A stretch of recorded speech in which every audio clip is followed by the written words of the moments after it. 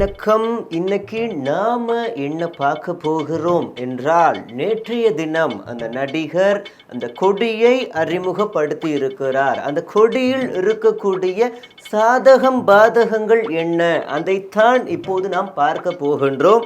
குறிப்பாக இவர் நடிகராக இருந்து அரசியலில் கால் பதித்திருக்கிறார். இவர் எந்த வரிசையில் காலூன்ற போகிறார் என்பதை நாம் பார்க்க இருக்கிறோம்.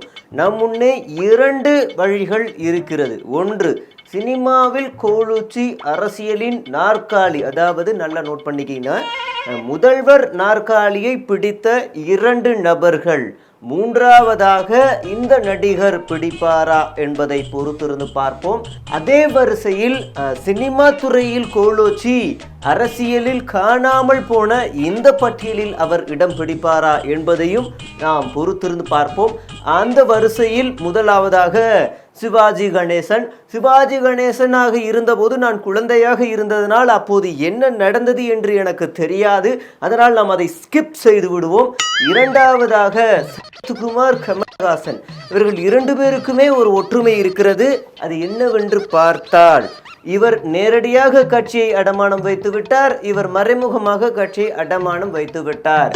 நல்லா நோட் பண்ணிக்கிட்டீங்கன்னா, அது வேறு வேறு கட்சிகளாக அவர்கள் அடமானம் வைத்து விட்டார்கள் என்பதை இந்த இடத்திலே பார்க்க வேண்டியிருக்கு. மூணாவதாக கேப்டன் நல்ல வாக்கு வங்கியை வைத்திருந்தார். உடல்நல குறைவு காரணமாக அந்த கட்சியும் இப்போது தோய்வில் இருக்கிறது என்பதை நாம் பார்த்து கொண்டிருக்கின்றோம்.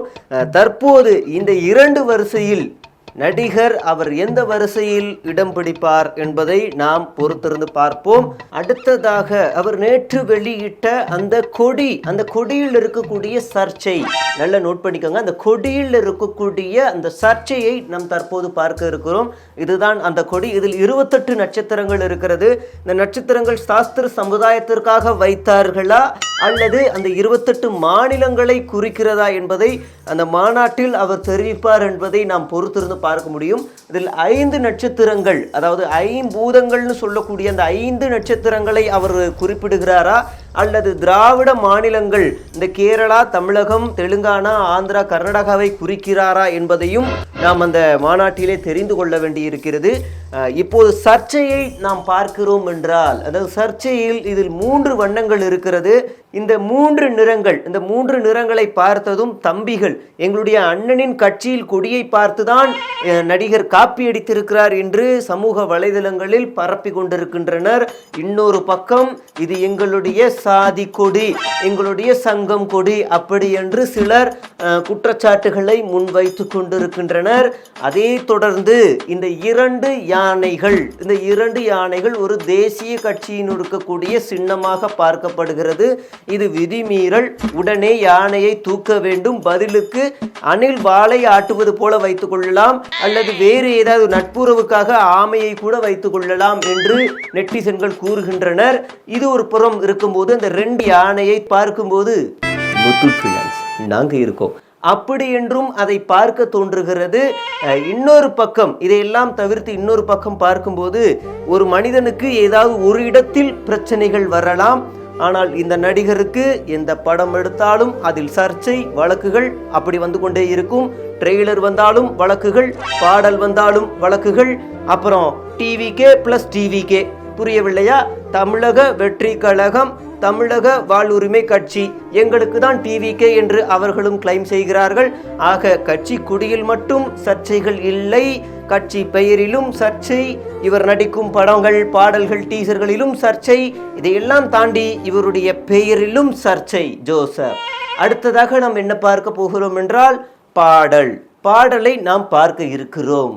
பாடலில் இருக்கக்கூடிய வரிகளை நாம் பார்க்கும் பொழுது, அதாவது இந்த பாடலினுடைய அந்த முதல் காட்சியில் 2 யானைகள் சண்டையிட்டுக் கொள்கிறது. அந்த 2 யானைகளை இவர் சிம்பாலிக்காக இலைக்கட்சி, பூக்கட்சி என்று காட்டிக் கொண்டிருக்கிறார். அந்த 2 யானைகள் மக்களை போட்டு மிதித்து நசுக்கி வஞ்சகம் செய்து கொண்டிருப்பது போன்ற அந்த காட்சிகள் அந்த பாடலில் அமைந்திருக்கும். அப்போது ஒரு ஹீரோ வர்றான் பாரு, வேட்டக்கார, அந்த சீனை இந்த இடத்தில் காப்பி எடுத்து குதிரையில் வருகிறார். அந்த நடிகர் வந்து அந்த யானையை, தன் பக்கம் இருக்கக்கூடிய யானையை வைத்து அதை 2 யானைகளையும் அடிக்கிறார். இதில் சர்ச்சைகள் வந்துவிடக்கூடாது. அதாவது நான் ஏற்கனவே நல்லா நோட் பண்ணிக்கோங்க, நான் ஏற்கனவே குறிப்பிட்டது போல அந்த மாநில கட்சியில் இருக்கக்கூடிய அந்த யானை சிம்பிள் இந்த யானை இல்லை, இது ஆப்பிரிக்கன் யானை என்று இவர்கள் முட்டு கொடுப்பதற்கு அதிக வாய்ப்புகள் இருக்கிறது. அதை பிறகு நாம் பேசிக்கொள்ளலாம்.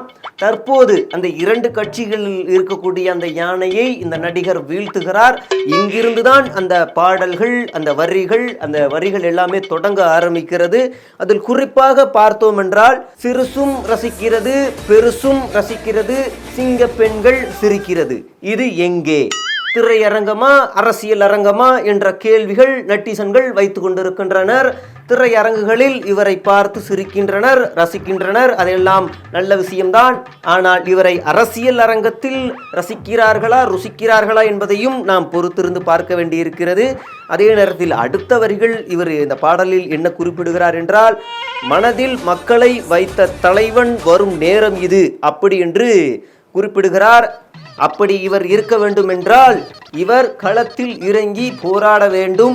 சமீபத்தில் இந்த விலையேற்றிய EB கட்டணமாகட்டும், இல்லை முறைகேடுகளாகட்டும், லஞ்சங்களாகட்டும், இல்லை நீட்டாகட்டும், GST ஆகட்டும், மக்கள் விரோத சட்டங்களாகட்டும், கொள்ளைகளாகட்டும், கள்ளச்சாராயமாகட்டும், இல்லை பெண்கள் மீது நடக்கக்கூடிய பாலியல் வன்கொடுமைகளாகட்டும், இதையெல்லாம் எதிர்த்து ஆளும் அரசாங்கத்தை எதிர்த்து இவர் கடுமையான நடவடிக்கைகள், போராட்டங்கள், ஆர்ப்பாட்டங்கள் செய்து கைது செய்யப்படுமேயானால் இவர் ஒரு மிகப்பெரிய தலைவராக கோலோச்ச முடியும். அதை விட்டுவிட்டு பிறந்த நாள் வாழ்த்து, அவருக்கு வாழ்த்து, இவருக்கு வாழ்த்து என்று வாழ்த்து அறிக்கை ஒருபோதும் அரசியலில் காலொன்ற முடியாது என்பதையும் இந்த இடத்திலே தெரிவித்துக் கொள்கிறேன். பாடலின் இறுதியில் தமிழன் கொடி, தலைவன் கொடி, தர்ம கொடி, தரையின் கொடி, வீர கொடி, விஜய கொடி, சாத்திக்கடி, போத்திக்கடி, பத்திரமா பாத்துக்கடி. எனக்கு இந்த பாடலை பாடியும் போது இதுதான் மைண்டுக்குள் வந்தது. உங்களுக்கு வந்திருந்தால் அதுக்கு நான் பொறுப்பாக முடியாது. இனிமேல் வரும்போது இந்த பாட்டோடு இதுவும் சிங்க் ஆனாலும் அதற்கு நான் பொறுப்பாக முடியாது. இந்த பாடலை பார்க்கும் பொழுது, அதாவது சாதாரண ஒரு மக்களுக்கு இந்த பாடலை பார்க்கும் பொழுது ரசிக்க தோன்றுகிறது, எழுந்து ஆட தோன்றுகிறது, கைத்தட்ட தோன்றுகிறது, விசிலடிக்க தோன்றுகிறது, கோபம் வருகிறது, சிந்திக்க வைக்கிறது. ஆனால் நல்லா நோட் பண்ணிக்கங்க, ஆனால் எங்கேயாவது இதை பார்த்து அழுக தோணுகிறதா? எதற்காக இவர் அழுதார்? அதுதான் இன்று தமிழ்நாட்டில் மிகப்பெரிய விவாத பொருளாக இருக்கிறது. எதற்காக அழுதார் என்றதுதான் பெரிய பிரச்சனையாக இன்று பார்த்து கொண்டிருக்கின்றோம். அடுத்ததாக இதைத்தான், இவர் அழுததை தான் கிரிஞ்ச் என்று நெட்டிசன்கள் போட்டு வறுத்தெடுத்து கொண்டிருக்கின்றனர். அடுத்ததாக நாம் என்ன பார்க்க போகிறோம் என்றால், தொண்டர்கள் கட்டுப்பாட்டில் இருக்க வேண்டும். இந்த நடிகரின் கட்சியில் இருக்கக்கூடிய தொண்டர்கள் கட்டுப்பாட்டில் இருக்க வேண்டும். கொடியைத்தான் ஏற்றியிருக்கிறாரே தவிர ஆட்சி அதிகாரத்தில் அமரவில்லை என்பதை இந்த இடத்தில் சுட்டிக்காட்ட விரும்புகிறேன். ஏனென்றால் இந்த கட்சியின் தொண்டர்கள் அனைவரும் நேற்று கொடியை ஏற்றியவுடன் ஒரு அரசு பள்ளிக்குள் சென்று அந்த விழாவை கொண்டாடி இருக்கிறார்கள்.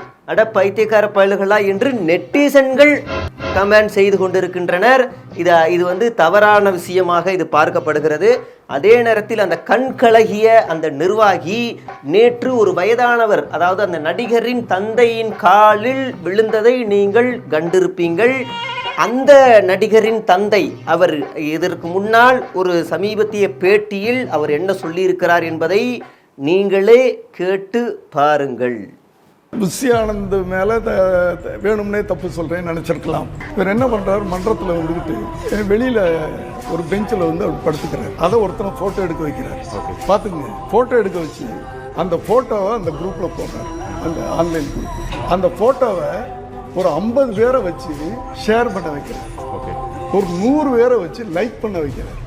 ஸோ ஒரு நாடகம் உண்மையாகப்படுது. சாயந்தரத்துக்குள்ள 100 பேர் அதை லைக் பண்ணலாம். விஜய் அதை பார்க்குறாரு, நமக்காக உழைச்சிட்டு கீழே படுத்துக்கிறார். பார்த்தீர்களா? அதாவது ஒரு அரசியல் கட்சி நன்றாக வளர்ந்து ஒரு 4-5 சீட்டை பிடித்து அல்லது ஒரு குறிப்பிட்ட வாக்கு சதவீதத்தை பிடித்ததற்கு பிறகு அந்த கட்சியில் கோஷ்டி மோதல் என்பது வரலாம். அது இயல்பான ஒரு விஷயம்தான். ஆனால் கொடியே நேற்றுதான் ஏற்றியிருக்கிறார்கள். அதற்குள் இந்த கட்சிக்குள் இவ்வளவு பெரிய கோஷ்டி வந்து கொண்டிருப்பதை நம் கண்கூடாக பார்க்க முடிகிறது. கூடிய விரைவில் இந்த கட்சி ஆட்சி அதிகாரத்தில் அமருகிறதா, இல்லை கூட்டணியில் அல்லது பி டீமாக செயல்படுகிறதா என்பதை நாம் பொறுத்திருந்து பார்ப்போம். என்னடா இன்னைக்கு இவன் மட்டுமே பேசி கொண்டிருக்கிறான் என்ற கேள்வி உங்களுக்கு ஆரம்பத்திலிருந்து வந்து கொண்டிருக்கலாம்.